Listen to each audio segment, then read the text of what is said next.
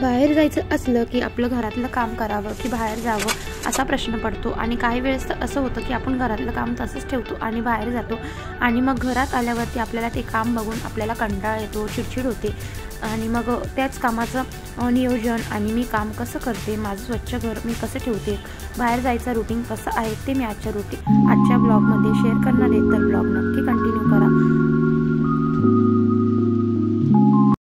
Hello, मी मिनल आणि तुमच्या सर्वांचं आजच्या नवीन व्हिडिओमध्ये खूप खूप स्वागत करते. आणि हो, आजचं रुटीन असं आहे की मला बाहेर जायचं होतं आणि सकाळी घरातली कामं मी कशी एकटी करते आणि घर पूर्ण आवरून मी माझं घर मॅनेज करून मला स्वतःला सुद्धा वेळ कसा काढते आणि बाहेर जायचं असलं की घर कसं आवरून जाते आणि कमीत कमी 2 ते 3 तासामध्ये माझं पूर्ण घर आवरून जातं. तर तेच आजच्या ब्लॉगमध्ये मी तुम्हाला दाखवणार आहेत. तर सगळ्यात आधी उठल्यावरती अंथरूण आणि पांघरुणाच्या घड्या घालून घेतलेल्या आहेत. तर अंथरूण पांघरुण जरी उचललं तरी आपल्या हॉलमध्ये किंवा म्हणा बेडरूममध्ये म्हणा लगेच आपलं एक काम झाल्यासारखं वाटतं. बेडरूम आणि हॉल म्हणा एकदम स्वच्छ दिसतो. काय होतं ना की जे अंथरूण वगैरे असतं ना त्याने खूप घरामध्ये पसारा वाटतो. तर सगळ्यात आधी अंथरूण उचलून घेतलं. अंथरूण उचलून घेतल्यानंतर पडदे वगैरे उघडून दिले. घरात बाहेरची जी आपली ऊर्जा आहे, बाहेरची जी आपली पॉझिटिव्हिटी आहे ती घरामध्ये यावी त्यासाठी मी विंडोसुद्धा मस्त छान बाहेरची खेळती हवा यावी. आणि काय होतं ना की थंडीचे दिवस चालू आहेत आणि थंडी खूपच वाजत आहेत, पण तरीसुद्धा मी विंडो वगैरे छान असं ओपन करते. आणि काय होतं ना की घरातली सगळी जी नेगेटिव्हिटी असते, धूळ असते ती घराच्या बाहेर जाते आणि बाहेरची जी पॉझिटिव्हिटी असते ती घरात येत असते. त्यासाठी आपल्या घरामध्ये प्रकाश खूप गरजेचा आहे. घरामध्ये सगळे पडदे वगैरे असेल, डोअर्स असेल ओपन करून द्यायचे असतात, कारण घरामध्ये रात्रीची आपली जी आगल्या दिवशीची जी पूर्ण घरामध्ये निगेटिव्हिटी असते ती निघून जाते आणि आपल्याला सुद्धा प्रसन्न वाटतं. आणि तसंच पुढे काय झालं ना की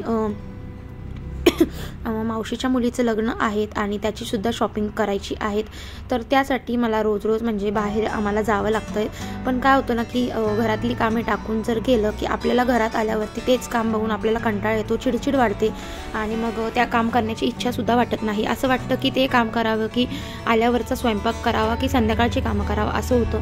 मग मी तसं न करता सकाळची कामे वेळेतच लवकर उठून करते, म्हणजे मग तोच टाईम आपल्याला दुपारी वेळ मिळतो आणि सकाळची कामे लवकर आवडली की मग आपल्याला 11 वाजेपर्यंत आपण बाहेरसुद्धा जाऊ शकतो आणि मग आपल्या आल्यावर सुद्धा चिडचिड होत नाही. तर घरामध्ये पूर्ण सोफा वगैरे स्वच्छ क्लीन करून घेतला, झटकून घेतला. रोजच्या रुटीनमध्ये माझं फिक्सच आहे. त्यानंतर झाडू मारून घेतला. झाडू मारल्यानंतर डस्टबिनमध्ये अशी डेली कॅरी बॅग मी टाकतच असते. काय होतं ना की आपला डस्टबिनचा जो लवकर खराब होत नाही, ओला कचरा असतो, सुका कचरा असतो, त्याने मग आपले छिलटे वगैरे येतात. तर तसं न करता अशी रोज कॅरी बॅग लावते, म्हणजे कचऱ्यातसुद्धा घाण वगैरे होत नाही. आणि झाडांनासुद्धा असं छान असं पाणी देऊन घेतलेलं आहे. आता हिवाळा चालू आहे तर झाडे कोरडी पडता आहेत आणि झाडं खूप सुकून जातात, त्यामुळे झाडांनासुद्धा रोजच्या रोज आणि एक 2 वेळा पाणी घालतच असते.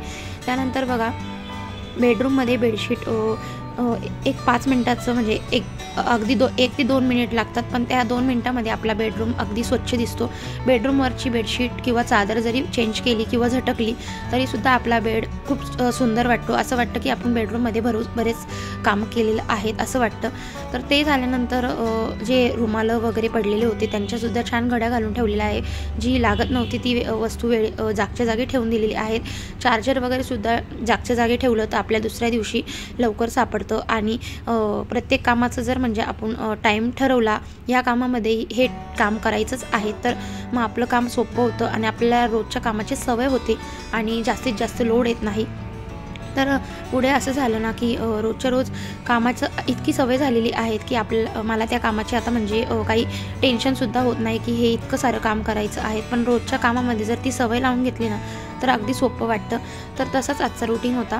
तर फ्रीज वगैरे रोज पुसून काढते, कारण रोड फ्रंट घर असल्यामुळे पूर्ण बाहेरची धूळ घरामध्ये येते आणि फ्रीजवर टी व्हीवरती म्हणा सगळीकडे धूळ खूप रोजच्या रोज चिकटते आणि रोजच्या रोज नाही पुसलं तर खूप धूळ होऊन जाते आणि दिसायलासुद्धा चांगलं नाही दिसत, म्हणून रोजच्या रोज पुसत असते.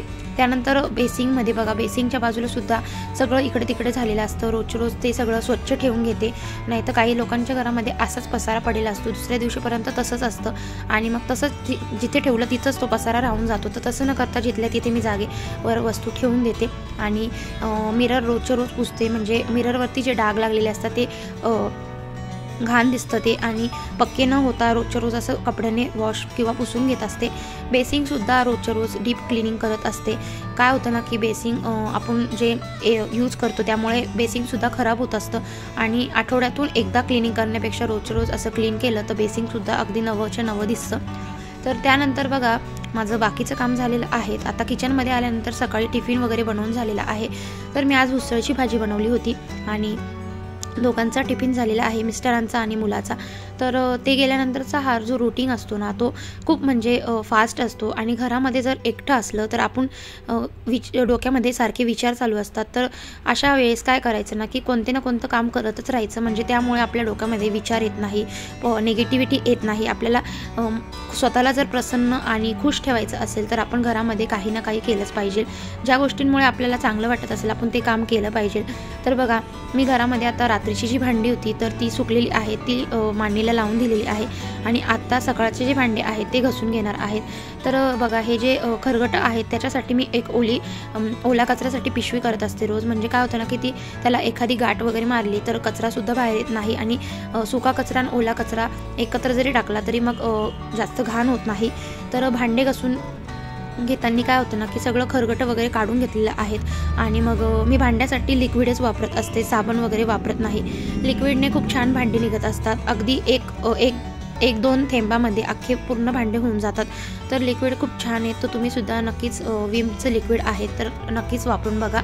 त्यानंतर भांडे छान घसून झालेले होते, आणि आता एकीकडे धुवून घेत आहेत चांगले. तर बघू शकतात सकाळी सकाळी जरी स्वयंपाक झाला तर इतके सारे भांडे निघून जातात, किती थोडे वापरायचा प्रयत्न केला तरीसुद्धा भांडी निघतच असतात.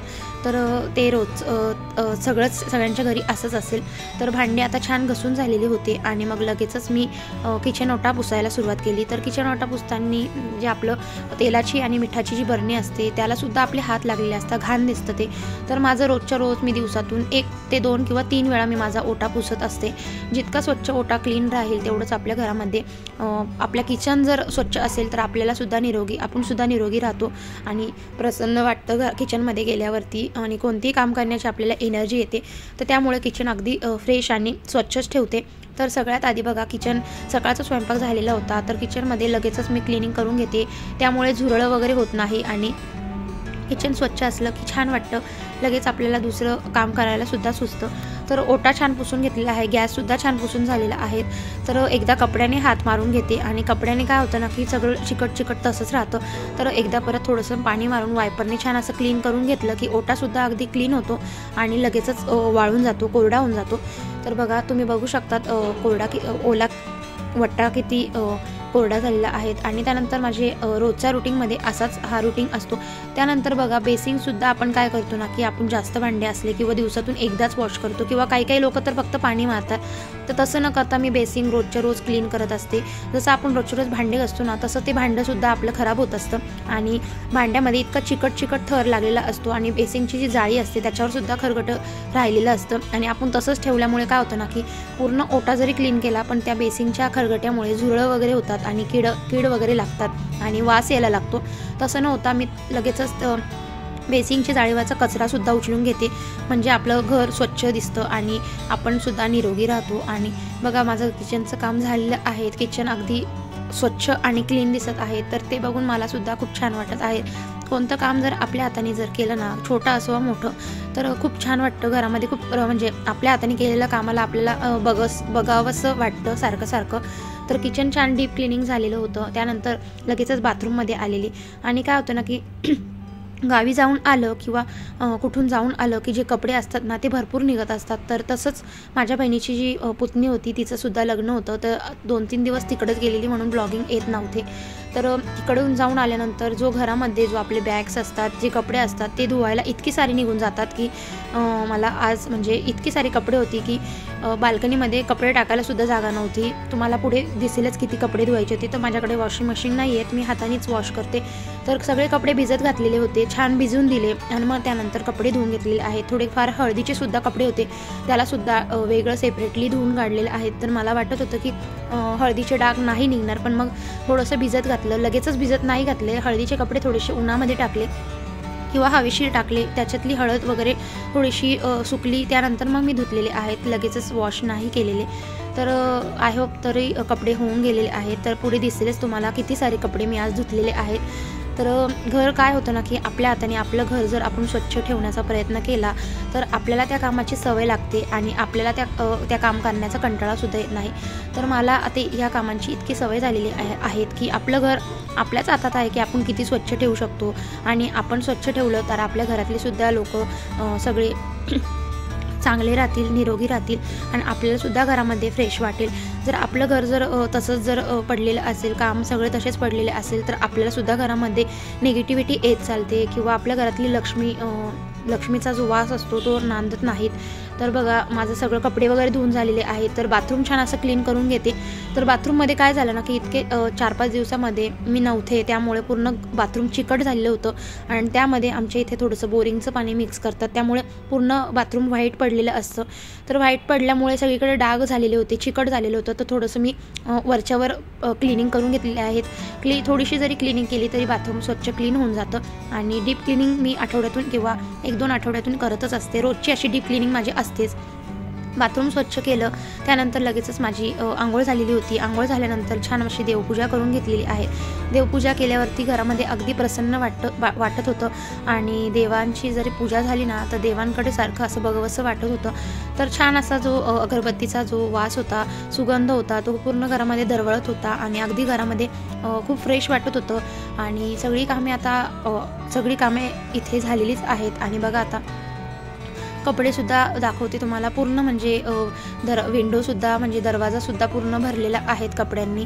आणि बाल्कनीमध्ये सुद्धा बघू शकतात, वरती खालती दोरीवरती इतके सारे आज कपडे मी एकटीने धुतलेले आहेत. आणि इतकं सारं काम करून मला एनर्जी कशी असते ते सुद्धा मी तुम्हाला दाखवलेलं आहे. कोणत्याही कामाचा कंटाळा न करता वेळेच्या वेळेत ती कामं केली तर आपले काम खूप म्हणजे जिथल्या तिथे असतात. तर कसा वाटला ब्लॉग मला कमेंट करून नक्कीच